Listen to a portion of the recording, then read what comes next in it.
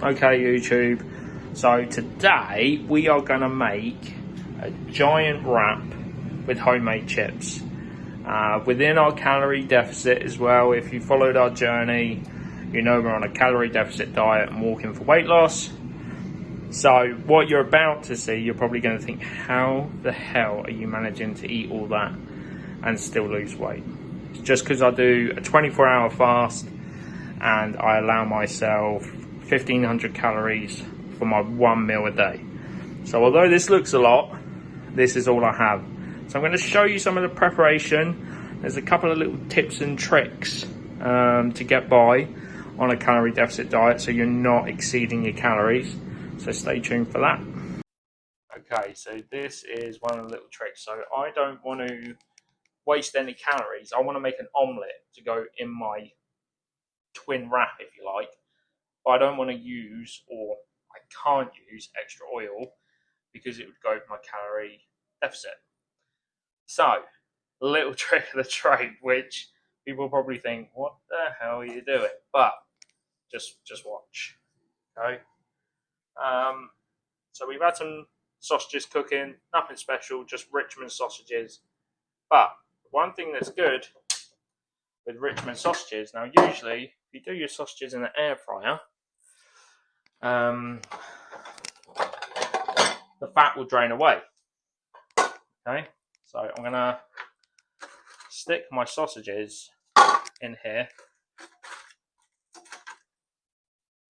We've got 4 sausages, which is just over 400 calories. But what we did was we put them in little tins. If you look closely, you'll actually see the fat that's collected. Now, we would eat that usually anyway. That's within the calories. So, that is my oil to fry my omelette off. Okay? Not a lot of fat, but it's going to be enough just to stop it all from sticking. And it's not going to be any extra calories. So, you may be thinking, what else is going inside your wrap? We are going to do a third of shortcut spaghetti. Usually I would go beans, and I know there's more protein in beans and there's a bit more nutrients in beans, but these are lower calories. So we've gone for these. So about a third, which will work out about 90 to 100 calories. Don't put salt in your egg mix because it will split, it will go watery. It never comes out perfect because I don't. Usually I'd add some cream and some butter. Halfway through, bit of salt and pepper. On a calorie deficit, it's just the eggs. Now, the sausage fat has gone cold. This isn't to enhance flavour. I don't want anyone thinking, oh, he saved that to make it taste better. No, they're frozen shit sausages. They're not going to add any flavour. It's just to stop it from sticking. Chips are here. I'm going to get those on the blanch. I think I said earlier, but they'll probably be blanched for about 7 or 8 minutes. Obviously, it's cold water, so I need it to get to a boil, and then boil for 3 or 4 minutes, and then it will be fine. Obviously, this pan and the egg mix.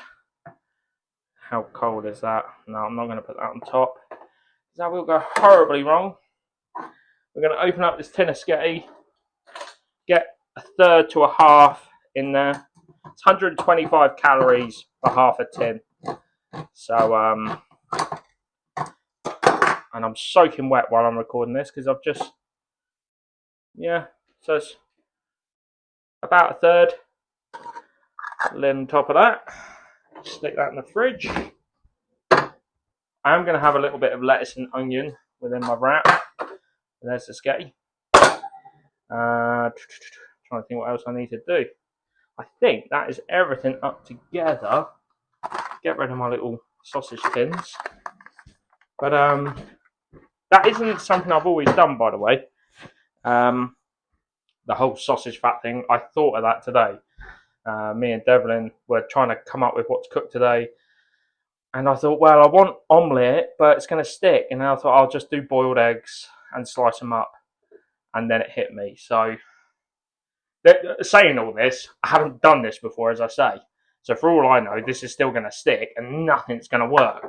And I look a right idiot. But, you know, it's all trial and error and all that. I'm going to pop these sausages in the fridge, just while everything else is cooking. That can go back in the fridge now, which is the eggs. Chips are blanching away. I don't know if my hob's particularly dirty or not. I think it's alright. Salt's already in there, by the way. Get rid of some of that starch. And that is everything prepped, really. So I'll bring you back when I start seasoning the chips, I think. Okay, so it's, as you can see, it's just come to the boil. So it's about from this point. I want to give it about 4 minutes from now. I don't want to go in too soft. And then it doesn't hold its shape. I don't mind a little bit of breakage because it all adds to texture. I want to try and keep the shape of them nice, long kind of fries. Don't know if you can see that.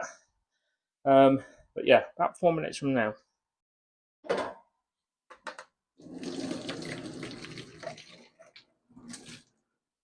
Ooh, that is steamy. As you can see, they still got their shape, and they haven't softened much. It's literally a blanch. That's what it says on the tin. Yeah, I chuck them straight in here, and then we go back to our knock everything over in the process, and then going in with about a teaspoon, maybe half a tablespoon, like that. Fill up the cap. And there is another seasoning that I go in with. If you go to Home Bargains, trust me, try it. It's about 89p for this seasoning. And it's got paprika, onions, celery, some acidity. But it is literally chip seasoning by Corella. And it is bloody lovely. It tastes very similar to the Burger King chips. Not the Burger King, the KFC. Just give those a good shake. No oil, no butter. You can taste them at the end. If you want to give them a little bit of a salt, then you can. In the air fryer. I will probably do, it's a big old portion, so I'll probably do about 18 minutes and then maybe another 7. It's personal preference. Depends if you like them just like soggy chips or nice and crispy. I like them crispy and fluffy on the outside, me. So stick them on, and I'll bring it back for the final result. Right, while that's cooking, I'm going to smash this omelette. So we're just going to melt that fat. You can see that's melted instantly. Going to see if we can keep this non-stick.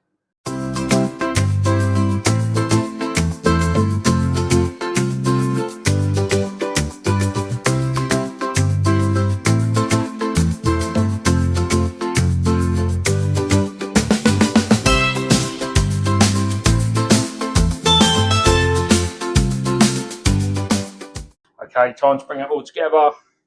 Firstly, I need to slice these sausages down the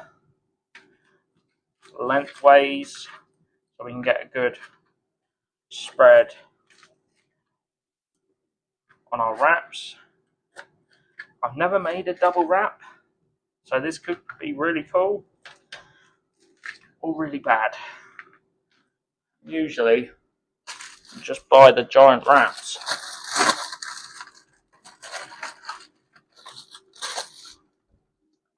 So,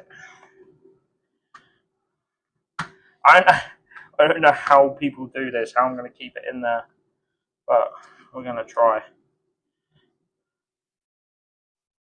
See how I get on with that first. In with the sketty.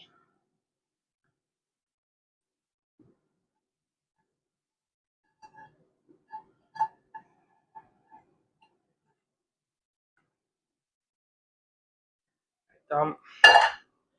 Now for the omelette.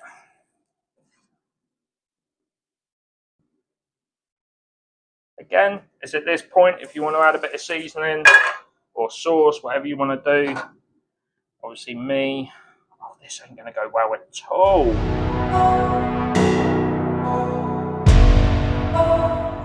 Yay! Okay, one giant wrap. Now to toast it. Can we get it in there? Yeah, ouch. It's the same pan that had the eggs in. We want a good, that's still a little bit open at the bottom, so I want a good crisp on it.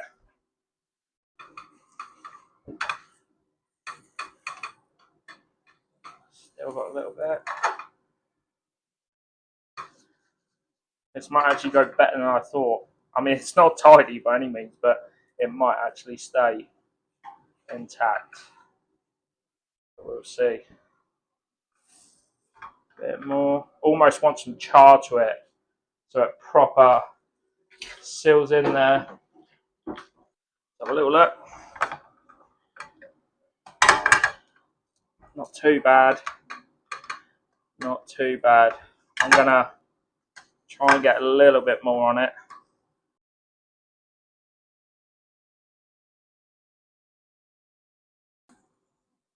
It starts to smoke. Yeah, that's better. And it will literally need probably 20 seconds on that side, you can count.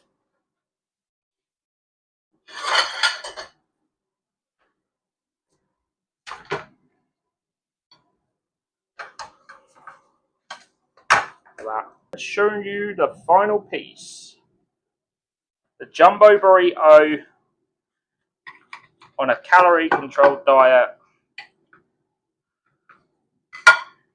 Look at that. That's good stuff. Chips be en route, and they'll be lovely. But have a cracking weekend. See you later.